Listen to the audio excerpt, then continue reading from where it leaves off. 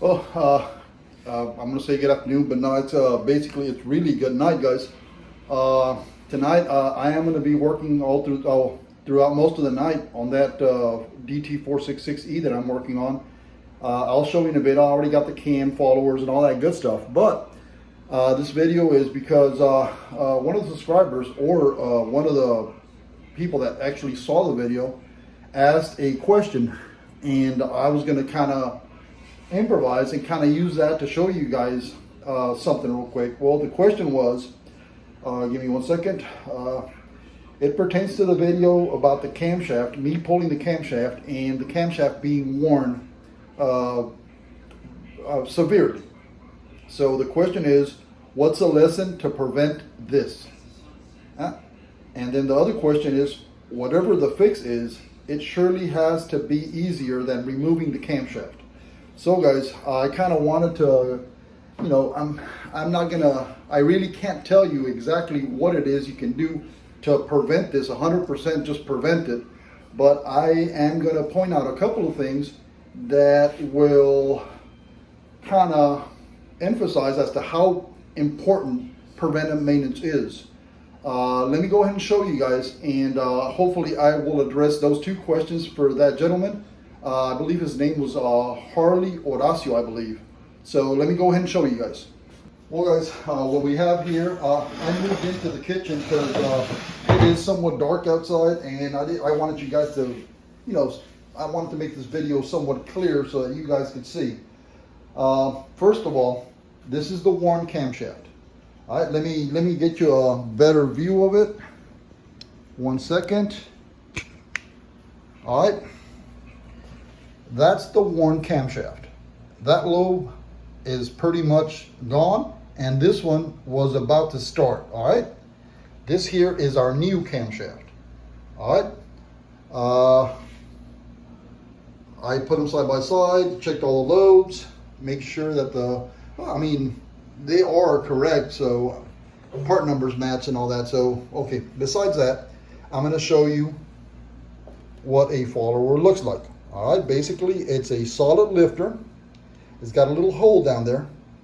You can see it.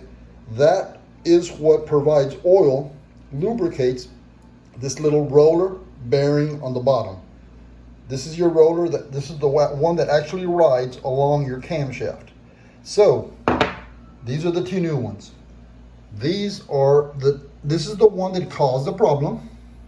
All right, the roller is completely gone. I'm going to assume that the needle bearings failed on this one, seized up, caused a little bit, seized up, so the bearing was no longer rolling. Now it was metal to metal contact as the cam pushed the valve open and closed. So that being said, because the bearing is seized, this is applying extra force. Give me 1 second, guys. I'm going to set up the camera on the tripod so I can show you. I need both hands. All right, hopefully that's better. Now, get this out of the way. Now you got these two followers side by side, and the only thing holding these followers and keeping them from rotating is this little keeper right here. All right, it goes in these notches. All right, and if you look at it from the top, it should look something like that. As the followers go up and down, it allows for the up and down movement. All right, so when this bearing seized, the needle bearing on this seized, this roller is no longer, now it's metal to metal contact. It's creating a lot of friction. 1, 2, it's probably putting extra force on either side, which that alone will put more force on these little fingers here to where they eventually will break. Once this breaks, this follower is now able to rotate. Once it rotates a little, the force being created from the metal to metal contact on this side of the follower will actually break the other, and this one will completely just flip. These two flanges right here are gone. So what does this one do? It starts to ride sideways. All right, all that metal to metal contact, and this one's already riding sideways.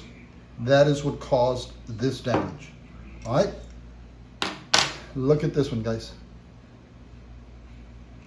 The bearing didn't seize on this one, but since it was riding sideways, it's got 1, 2, 3, 4 flat spots. Oh, sorry, 5. It's got 5 flat spots and maybe 3/8 to half an inch of rounded roller on there. All right, so again, the reason I say that preventive maintenance, give me 1 second, guys. The reason I mentioned the preventive maintenance is not going to keep this from happening.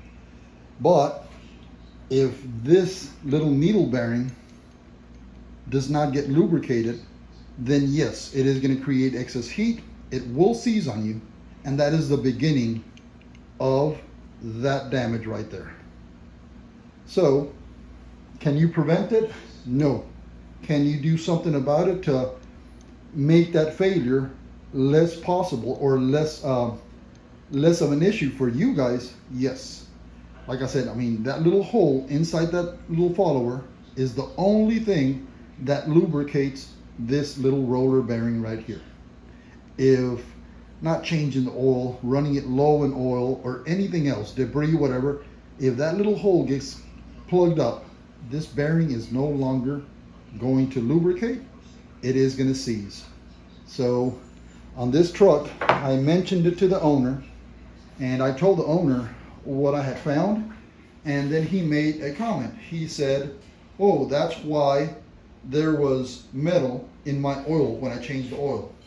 Yes, the metal is not from the metal he was getting in the oil was, of course, this bearing is completely gone, guys. This bearing has been shaved to a square. It used to be a circle, now it's a square. That was the metal shavings he was finding in the oil, and he probably, well, in the oil pan, I did find parts of this little wishbone inside the oil pan. I also found part of the little roller bearing. So, well, guys, one thing before I forget, just so you guys know, camshaft price on a camshaft, dude, at the dealer is a little over 1,100 bucks. Price on those followers, it's $76 a piece. The engine takes 12, and those little keepers are $54 a piece, and you need 6. So if you do the math, I mean, you're looking at $2,600 bucks. Luckily, the dealership that we work with, I mean, we do a lot of business with them, so Kai gave me somewhat of a discount, dude. He threw the camshaft lifters, he did the bushings, he did the gaskets that are required to get to that cam. He threw everything together for $2,442. So it's still a big expense. So just so you guys know, it's $2,442 for the cam and all its parts. And then it was $2,800 and something for the in-frame kit. And there was another $460 something for the valve cover gasket. So right now, I mean, we're a little over $5,000 on this repair. That's just parts. We're still missing the oil filters, you know, stuff like that. But this is going to be a little over $6,000 job just on parts, plus the labor. So I did get I got a confirmation from the owner that he wanted it done. He wired me some cash. So I got the parts, and we're getting ready to go ahead and put it back together for him, guys. All right, guys. Like I said, to close this one off, the only reason I made this video is I thought that question was a very good question. I don't have every single answer, but like I said, I mean, the one thing that I continue to push very heavily, and I mean, I don't know if I told you guys, but I am giving classes on brakes, preventive maintenance, air brakes, and diesel engines. So in my preventive maintenance, I come every day, well, almost every day, I stress to the students how important the preventive maintenance is. It is not a fix for this issue, but it is something that'll keep you guys from having to go through this issue. This issue, it could have been mechanical failure. It could have been that the part was defective from the manufacturer. I don't know. But I mean, it's a 2006. If those things were never changed, they held up for a good 15, 16 years. So to me, that tells me that the manufacturer defect is completely out. And now it leads more to the preventive maintenance. Yes, he could have bent the push rod. That would have caused something like that. The push rod wasn't bent. He could have broken a rocker arm. Rocker arms were fine. They didn't break. So other things could have caused it, but everything else seems to be in order. The only thing that I found, this is the cause, and why it happened, I really don't know exactly, but I can tell you the beginning is a seized roller bearing on the number 2-cylinder intake valve follower. Because of that, everything else happened, guys. So hope that answered your question. Harley, yeah, I think it was Harley Horacio. I hope that answered your question, buddy. And well, I mean, once this happens, yes, there is nothing you can do. The only thing you can do is pull that cam out. Hope that the cam bushing didn't seize to that camshaft, because if it did, it's going to oval out that the location of that bearing, and they don't sell oversized bearings. If that happens, dude, basically your block is paperweight. That thing is completely gone, beyond repair. So on this one, we looked up, cam bushings were still in place. I already replaced it, the two cam bushings, so the first one and the second one, I replaced those two, which is the area that the damage occurred. The last two, I would have to remove the block. So the last two, I did not replace.